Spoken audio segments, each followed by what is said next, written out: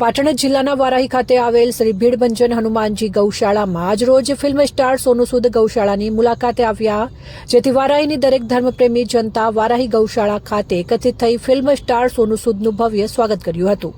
તેમની સાથે જાણીતા કલાકાર કીર્તિદાન ગઢવી, ગોપાલ સાધુ દાતા અને ગૌસેવક કલ્પેશભાઈ ગોકલાણી પણ હાજર રહ્યા હતા. તેઓએ જોવા માટે મોટી સંખ્યામાં લોકો જોડાયા અને સોનુ સૂદ પણ ગૌશાળામાં ચાલતા ગૌસેવાના કાર્યને બિરદાવ્યું હતું અને તે પણ ગૌશાળા માટે ₹11 લાખનું દાન આપી ગૌસેવાના કાર્યને આગળ વધે અને હંમેશા આવા કાર્યો થતા રહે તે માટે પ્રેરણા આપી હતી.